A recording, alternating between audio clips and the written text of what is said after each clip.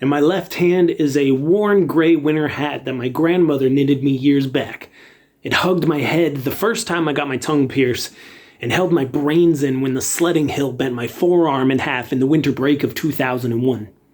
Next my knee is a box full of faded love notes from all my 4th grade friends. At that age, love and hate were trade winds we let toss our little mullets around.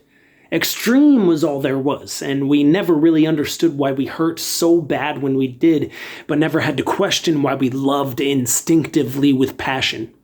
Across the room were stacks of old handwriting exercises and quizzes, dog-eared 8.5 by 11s with fridge-worthy comments in red and blue ink. The stack of my childhood that I deemed not important enough to remember, but that Mom, someday, might want to sift her hands through when the walls stopped talking back. The first teacher I can remember is Miss Sanger.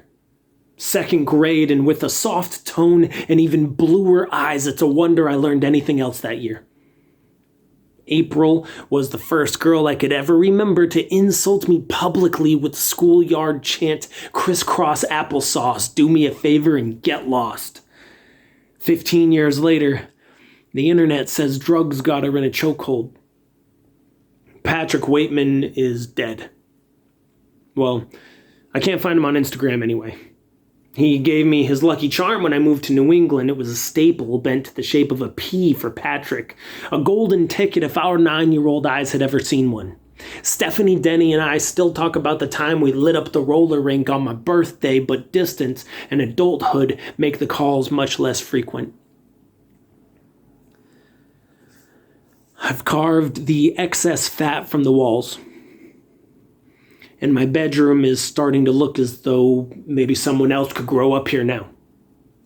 My mom's done the same thing, but with the rest of the house. I picture my bed as smaller and angled differently along the far wall, a nightlight helping young eyes adjust to sleep in the dark. The bed is now a couch under the window with 2 tall speakers facing inward towards a teen reading the lyrics to his favorite song. The lyrics are now a comic book, and the comic book is now a textbook, is now a porno, is now a college acceptance letter, is now a breakup note. The window is closed, and the snow is falling harder than any of us can stop it. Nobody talks about why our lips chap like cardboard. Dad is still stuck on the small alley of a crooked beach while Mom cries alone in her room. This is becoming the emptiness that I dry heave into the bathroom at work, body creating a physical response to something that isn't there. She says he isn't a bad man, he's just sick, and neither of us knows what this means, but we repeat it when hope becomes one sandal lost on another whiskey stumble home that I won't remember. His face is in every dead end. I am a cramped leg, bricks unhinge a labyrinth below my feet, beg my understanding through mangled teeth that hatred is the suicide of love. That hatred is the suicide of love.